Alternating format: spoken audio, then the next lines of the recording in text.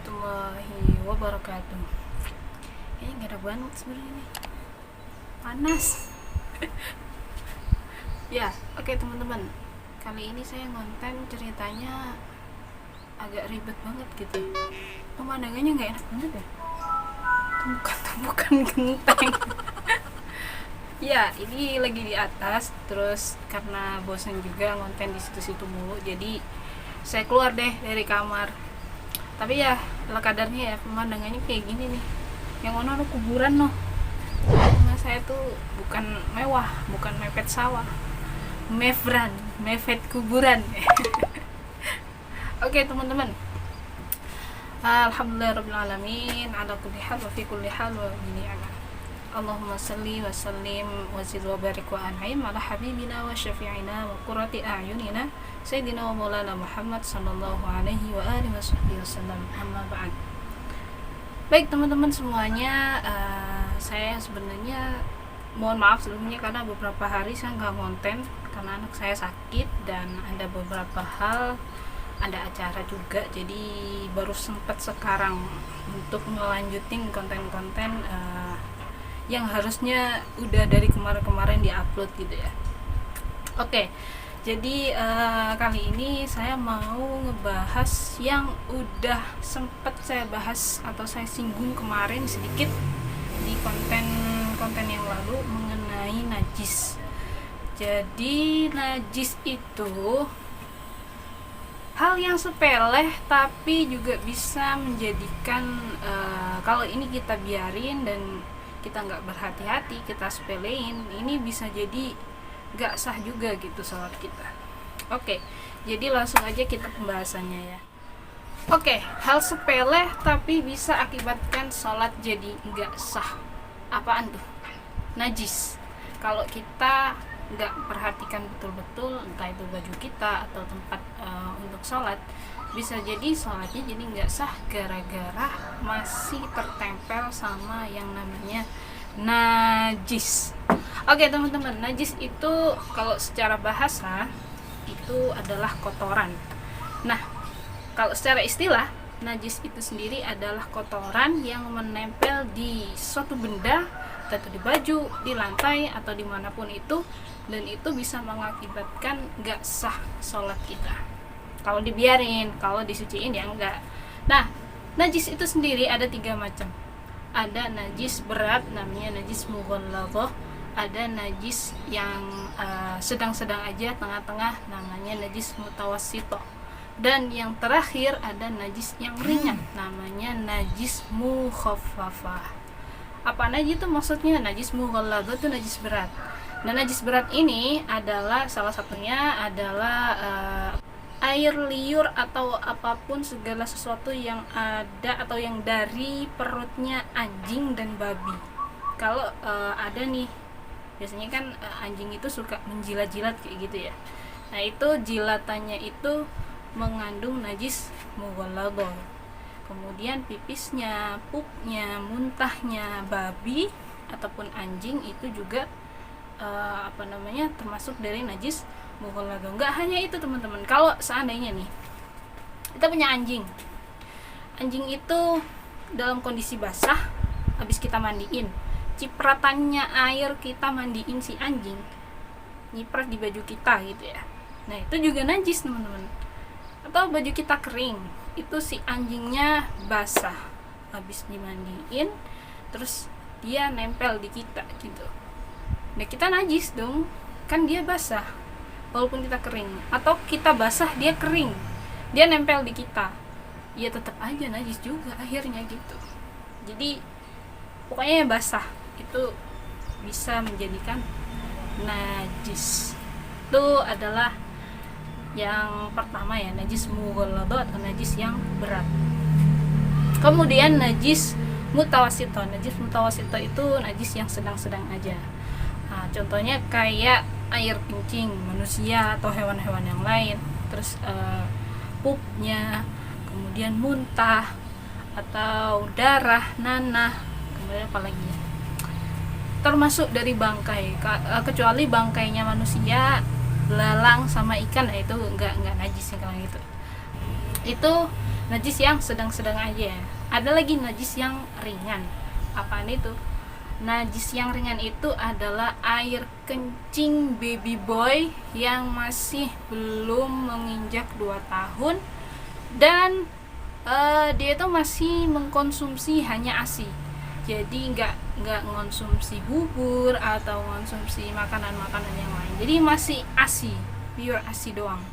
Kalau seandainya belum sampai 2 tahun tapi dia udah konsumsi selain ASI, berarti air pipisnya itu nggak termasuk najis yang ringan, tapi udah masuk dalam kategori najis yang sedang atau mutawassithah. Terus gimana dong kalau baby girl yang belum 2 tahun dan masih konsumsi cuman ASI? Gimana dong kalau kayak gitu? Apa itu termasuk dari najis yang ringan juga? Enggak. Kalau baby girl boleh dia procet bayi, dia udah kalau pipis udah langsung kategorinya najis mutawassithah. Lalu gimana kalau seandainya cipratan air yang menggenang di jalan? Biasanya kan kalau habis hujan, nah kayak gitu. Kemudian kita pas lewat, entah itu mau ke musola atau mau kemana, tiba-tiba ada mobil atau motor yang nyelonong aja gitu, nggak ngeliat jalan, nggak ada orang apa enggak gitu, di pinggiran jalan udah main nyelonong aja gitu. Akhirnya kan nyiprat tuh ya di baju apa di, ya pokoknya di kita gitu pas kita mau jalan. Nah itu gimana dong, itu najis apa enggak? Jawabannya adalah enggak najis teman-teman, karena itu bukan najis. Dia itu kan air hujan ya, air hujan itu suci dan mensucikan, kemudian tercampur dengan tanah. Walaupun tanahnya itu pasti akan merubah warna air tersebut, tapi dia enggak najis gitu. Kecuali kalian emang bener-bener yakin banget kalau itu di genangan air itu tadi atau di lubang air itu tadi ada anak kecil pipis di situ misalkan, atau ada kucing yang lagi pup di situ tadi, nah itu berarti najis. Ataupun air comberan misalkan, air comberan terus kena di baju kita, nyiprat gitu, nah itu najis juga teman-teman. Tapi kalau emang pure itu air hujan dan menggenang dan kalian yakin banget kalau di situ tuh nggak ada najisnya, ya udah berarti itu nggak najis. Oke, lanjut. Nah kalau tadi kan macam-macamnya najis ya. Kalau sekarang gimana sih cara mensucikan najis-najis tersebut? Jadi najis-najis itu, macam-macam najis itu berbeda-beda. Tadi kan ada 3. Nah dia itu cara mensucikannya pun juga berbeda teman-teman. Kalau najis mughalladhah, najis yang berat, gimana cara untuk mensucikannya?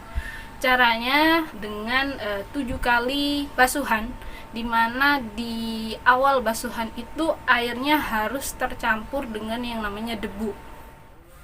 Contoh teman-teman, ini adalah ember yang udah aku masukin debu ya, sedangkan ini air bersih, air suci mensucikan. Nah cara mensucikan najis mughalladhah, misalkan ini tangan aku habis dijilat sama anjing. Cara mensucikannya, awalnya di basuhan pertama itu harus dengan air yang udah dicampur sama debu. 1, 2,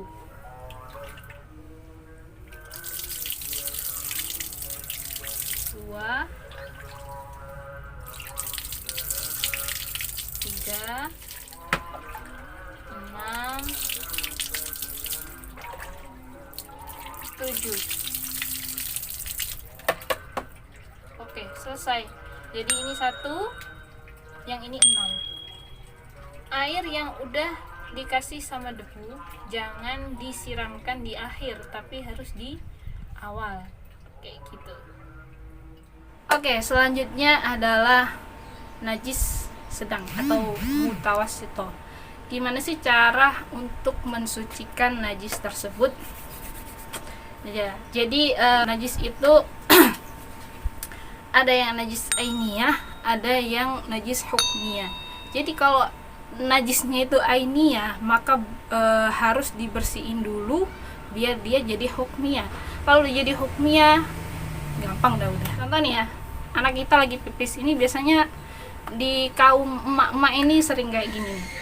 Jadi anak kita contohnya pipis di lantai, kemudian nah itu kan kelihatan tuh ada menggenang air pipis warna kuning apa warna apa gitu ya. Nah itu gimana caranya kita untuk membersihkan hal ini atau najis ini? Pertama adalah kita harus hilangin dulu najis ainiyahnya. Jadi yang tampak di mata ada najis, yang kecium di hidung bau pesing, yang terasa di lidah, nah itu adalah najis ainiyah. Tapi jangan dijilat juga pipis anaknya. Ya, kemudian ini contoh najis mutawasito yang ada di lantai. Jadi ini sebenarnya teh, saya taruh sini, ibaratnya ini pipis ya, ini pipisnya anak saya. Nah, seperti yang saya bilang tadi, hilangkan najis ainiyahnya dulu. Kita lap dulu pakai tisu, kita keringin, kita buang. Masih ada, kita keringin lagi. Nah, udah kering. Kemudian kita ambil air dan basuh di sini, di area yang terkena najis tadi ya. Kalau sekiranya dia udah merata sampai keseluruhan tempat yang terkena najis tadi selesai. Nah ini udah suci sebenarnya teman-teman, ini udah selesai, ini udah suci. Tapi biar orang nggak kepleset, jadi kita keringin lagi, buang.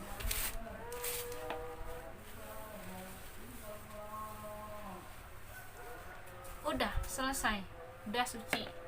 Kalau misalkan pakai nggak punya tisu, bisa pakai kain pel. Tapi kalau udah dilap tadi najisnya, dicuci dulu, dibilas, dicuci, dikucek sampai aromanya hilang, aroma pipis, aroma pesingnya hilang.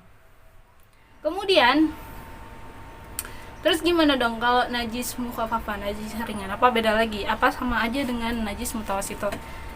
Kalau najis mukhafafah, najis yang lebih ringan, maka cara mensucikannya pun lebih gampang.